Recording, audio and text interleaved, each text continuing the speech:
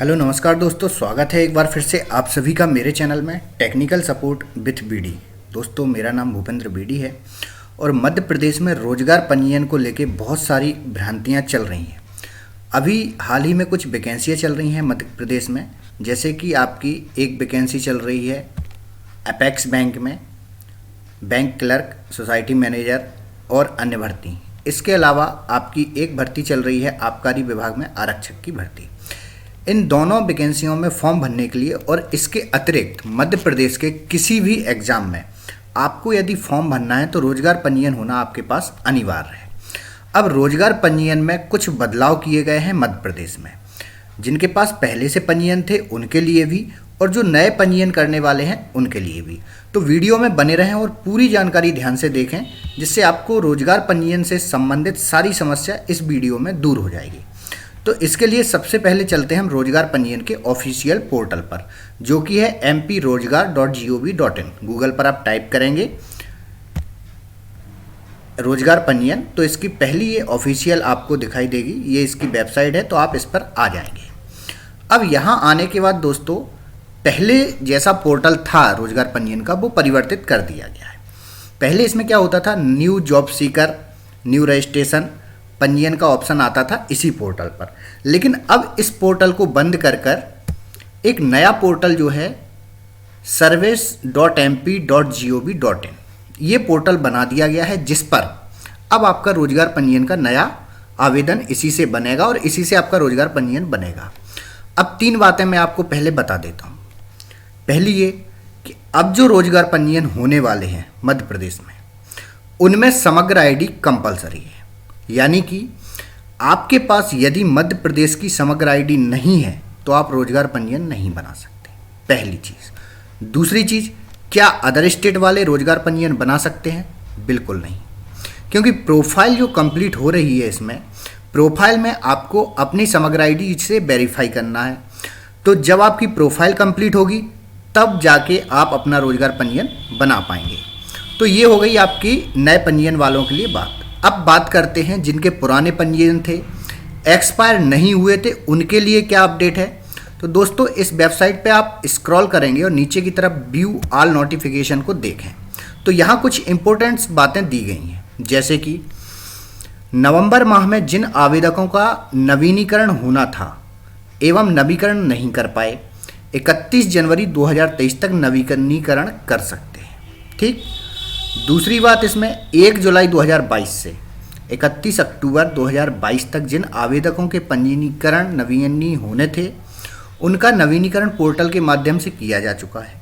आवेदक अपनी रिन्यूअल हुए पंजीयन को प्राप्त करने के लिए सर्च रजिस्ट्रेशन वाले टैब का उपयोग कर सकते हैं, जो कि यहाँ आपको सामने दिख रहा होगा, सर्च रजिस्ट्रेशन। तीसरा क्या है, पूर्व से पंजीकृत आवेदकों को इस पोर्टल को पुनः पंजीयन करने की आवश्यकता नहीं है। आपके पंजीयन को देखने, नवीनीकरण तथा पंजीयन क्रमांक जानने की सुविधा प्रारंभ कर दी गई है। मध्य प्रदेश रोजगार संचालनालय द्वारा मध्य प्रदेश के निवासी युवा, यहाँ आप एक बात स्पष्ट रूप से देख लें कि मध्य प्रदेश रोजगार संचालनालय द्वारा मध्य प्रदेश के निवासी युवाओं को ऑनलाइन पंजीयन हेतु मध्य प्रदेश रोजगार पोर्टल का निर्माण किया गया है। यानी कि अदर स्टेट वाले यहाँ पे आवेदन कर ही नहीं सकते। एक कारण है उसका कि जब आप रोजगार पंजीयन बनाते हैं तो आपको एक जिले का चयन करना पड़ता है। जब भैया आप मध्य प्रदेश के निवासी हो ही नहीं तो आप गलत तरीके से पंजीयन करके मध्य प्रदेश के किसी भी जिले का चयन क्यों कर रहे हो। तो आप यदि अदर स्टेट के हैं तो अब आप मध्य प्रदेश में रोजगार पंजीयन नहीं बना सकते। और यदि आपने ऐसा किया तो आज ही एक नोटिफिकेशन जारी किया गया है पीवी के द्वारा, जिसमें जो वर्ग 3 का पेपर हुआ था शिक्षक वाला, उसमें कुछ सेंटर पर जो नकल वगैरह के प्रकरण हुए थे, वीडियो वायरल हुए थे, उनमें जिन अभ्यर्थियों के नाम आए थे उनको 3 साल के लिए बैन कर दिया गया हर एक भर्ती परीक्षा से। तो ऐसा ना हो कि आपके साथ भी ऐसा हो, आप दोबारा से किसी भर्ती परीक्षा में, जैसे पीएससी में आप लोग आवेदन करते हो, अभी तक हो जाता था, लेकिन अब आवेदन करने के लिए आपको रोजगार पंजीयन जो है एमपी डोमिसाइल होगा तभी बनेगा। अब यहाँ से जिनके पुराने रजिस्ट्रेशन हैं उनकी सर्च कर सकते हैं हम। जैसे यहाँ पे या तो आपके पास पुराना आपका रोजगार पंजीयन हो, यदि आपके पास रोजगार पंजीयन नहीं भी मिल रहा है तो परेशान ना हो।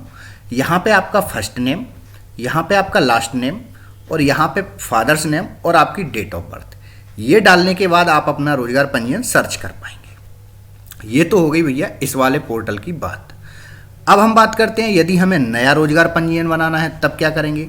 तो यहाँ पे पंजीयन करे वाले ऑप्शन पे आप क्लिक करेंगे तो कुछ इस तरीके से एक वेबसाइट हमारे सामने ओपन होगी। वो वाली वेबसाइट से हम सीधा रिडायरेक्ट होंगे, यहाँ सर्विस mp.gov.in पर आ जाएंगे। अब यहाँ आने के बाद दोस्तों यहाँ दो ऑप्शन मिलेंगे हमें, वेंडर सिटीजन लॉगिन एवं पंजीयन। तो यहाँ लॉगिन का ऑप्शन भी मिल रहा है और रजिस्टर्ड सिटीजन। तो यदि आप मध्य प्रदेश के निवासी हैं, मैं फिर से बार बार वही बात कह रहा हूँ कि यदि आप मध्य प्रदेश के निवासी हैं तो यहाँ पे अपना first name according to your Aadhaar, यहाँ पे आपका लास्ट नेम और यहाँ पे आपका मोबाइल नंबर, ईमेल आईडी और एक पासवर्ड बना लें। जैसे कि जनरली कोई भी आप, जैसे आपका नाम राजेश है तो कैपिटल RAJSHE@ आपकी डेट ऑफ बर्थ जो भी है, और यहाँ व्हाट्सएप पे यस करके I accept term and condition registered कर दें। जैसे ही आप रजिस्टर्ड हो जाएंगे तो यहाँ मिल जाएगा आपको लॉगिन का ऑप्शन। अब भैया आप हो गए हो इसमें लॉगिन। लॉगिन करने के बाद दोस्तों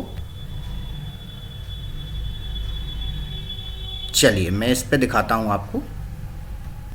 जब आप लॉगिन हो जाएंगे तो आपको 3 ऑप्शन दिखाई देंगे। नंबर 1 सर्विस, डैशबोर्ड और प्रोफाइल। तो सबसे पहले करना क्या है कि आपको करनी है अपनी प्रोफाइल अपडेट, यानी कि प्रोफाइल के अंतर्गत क्या क्या चीज़ें आपसे मांगी जाएंगी। एक आपका डॉक्यूमेंट आईडी प्रूफ के तौर पे, जैसे पैन कार्ड, आधार कार्ड या वोटर कार्ड, उसे अपलोड करना है। दूसरा आपका नाम, डेट ऑफ बर्थ, ग्राम, कहाँ के रहने वाले हैं, वो सारी चीज़ें आपको फिल करनी है। और उसके बाद आता है नंबर आपकी परिवार आईडी का। प्रोफाइल कंप्लीट करने के लिए आपको आपकी परिवार आईडी वेरीफाई कराना पड़ेगी। परिवार आईडी में आपका 9 डिजिट का, जो नाम के आगे आपकी खुद की पर्सनल आईडी होती है, एक होती है फैमिली आईडी जो कि आपकी होती है 8 डिजिट की, और एक होती है आपकी सेल्फ वाली जो आईडी जो 9 डिजिट की होती है, हमारे नाम के सामने लिखी रहती है। तो दोस्तों उस पर आपको वेरीफाई कराना है यहाँ 9 डिजिट की आईडी डालकर। और वो सारी चीज़ें जब आप कंप्लीट कर लेंगे तो यहाँ पर एक ऑप्शन दिख रहा होगा भर्ती और रोजगार, ठीक है। तो भर्ती और रोजगार वाले ऑप्शन से यहाँ पे आपको दिखाई देगा रोजगार कार्यालय में पंजीयन एवं नवीनीकरण, तकनीकी शिक्षा कौशल विकास रोजगार विभाग, यहाँ से आपको आवेदन करना है। अब जब आप आवेदन करेंगे तो मैं आपको स्पष्ट रूप से एक बात बताना चाहता हूँ, आपकी परिवार आईडी में जो भी आपका नाम है, जैसे मान के चलिए आपकी आईडी में नाम है राजेश कुमार और आपका आधार कार्ड में नाम है राजेश कुमार यादव, तो रोजगार पंजीयन जो आपका होने वाला है वो होगा किस नाम से, राजेश कुमार के नाम से। यानी जो आपके परिवार आईडी में नाम है वो नाम आएगा आपके रोजगार पंजीयन पर, क्योंकि वेरीफाइड कर रहा है रोजगार आईडी से। तो रोजगार परिवार आईडी जो होती है हमारी, उसमें जो नाम है वो ऑटोमेटिक यहाँ पे ले लेगा। अब दोस्तों यहाँ पे मैं आपको अपना जो है दिखाता हूँ रोजगार पंजीयन। मैंने अपना नवीनीकरण जो नया पंजीयन किया है, यहाँ पे आपको प्रोफाइल क्लिक करने के बाद सारी कंप्लीट हो जाएगी। और अब आपको व्यक्तिगत जानकारी डालना है। व्यक्तिगत जानकारी में आप सारी चीज़ें डिटेल फिल करेंगे, आपका नाम, फादर्स नेम, और ये जैसे ही आप परिवार आईडी वेरीफाइड कराएंगे ऑटोमेटिक सिस्टम ले लेगा आपका जो भी पंजीयन पर नाम है, समग्र आईडी पर वो ऑटोमेटिक आ जाएगा, फादर्स नेम आ जाएगा, सारी चीज़ें व्यक्तिगत जानकारी की। शिक्षा संबंधी सारी डिटेल आपको अपडेट करनी है। पहले सबसे पहले हाईएस्ट क्वालिफिकेशन, यदि आप ग्रेजुएट हैं तो ग्रेजुएट क्लिक करें, सारे विषय वगैरह जो भी से आप ग्रेजुएट हैं, जैसे आप बीए हैं, हिस्ट्री से, वो सारी चीज़ें सेलेक्ट करके आगे बढ़ें, उसको ऐड कर दें। फिर अगली क्वालिफिकेशन, फिर नेक्स्ट, ये सारी चीज़ें कंप्लीट करके और नीचे सेव करे वाले ऑप्शन पे जैसे आप क्लिक करेंगे तो पंजीयन प्रिंट करें का ऑप्शन आएगा।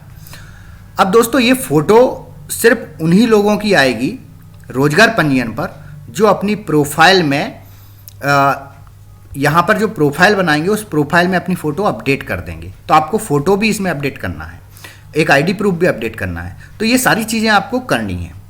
अब एक सवाल आप लोगों का रहेगा जो मैं आपको पहले ही बता देता हूँ कि जैसे जिन लोगों की परिवार आईडी में नाम कुछ और है समग्र आईडी में और आधार कार्ड में कुछ और है, तो दोस्तों बिल्कुल परेशान नहीं होना है। आपके सभी लोगों के जनरली जो भी तैयारी कर रहे हैं, आधार कार्ड में मोबाइल नंबर लिंक है। आप यहाँ पर आ जाएंगे समग्र आईडी वाले पोर्टल पर, यहाँ लिखेंगे आप गूगल पर SSSM-ID। इस पोर्टल पर आने के बाद आप सीधा यहाँ पर आ जाएं, समग्र प्रोफाइल अपडेट करें। यहाँ पे आप eKYC वाले ऑप्शन में क्लिक करेंगे। यहाँ पर आप सदस्य की आईडी, जिसकी आप आईडी को अपडेट करना चाहते हैं नाम को, उसकी आईडी डालेंगे, पुनः डालेंगे, ये कैप्च कोड डालेंगे, आगे बढ़ेंगे। फिर यहाँ देखिए आप आधार eKYC प्रारंभ करने से पहले आपके मोबाइल नंबर पर OTP के माध्यम से प्रमाणित किया जाएगा। OTP आपके द्वारा नीचे उपलब्ध कराए गए मोबाइल नंबर पर भेजा जाएगा। आपसे मोबाइल नंबर मांगा जाएगा इसमें, जो कि आपका आधार कार्ड में लिंक है वही। प्रमाणीकरण के बाद आपके आधार eKYC करने की अनुमति दी जाएगी। जैसे ही आप आधार eKYC कर देते हो, उसके 24 से 72 घंटे के अंदर संबंधित, जो जैसे आप ग्राम के निवासी हैं तो आपके यहाँ जो रोजगार सहायक होते हैं, समग्र आईडी का पोर्टल चलाते हैं वो, या फिर आप नगर पालिका नगर निगम स्तर पर रहते हैं तो वहाँ पर उनके सिस्टम में एक रिक्वेस्ट दिखेगी अपडेशन वाली। तो वो उसको जैसे ही एक्सेप्ट करते हैं, एक्सेप्ट करते ही आपकी आईडी में अकॉर्डिंग टू योर आधार, जो भी आपका आधार में नाम है वही आपकी परिवार आईडी में हो जाएगा। उसके बाद आप रोजगार पंजीयन करिए।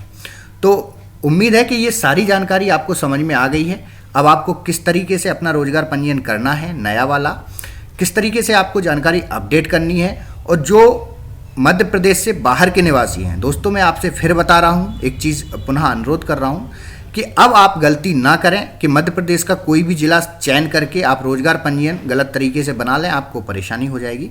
तो ऐसा बिल्कुल ना करें, क्योंकि MP डोमिसाइल का इसमें ऑप्शन उन्होंने रख दिया है, प्लस में समग्र आईडी का, यानी समग्र आईडी अगर आपके पास है मध्य प्रदेश की तभी आप पंजीयन कर सकते हैं।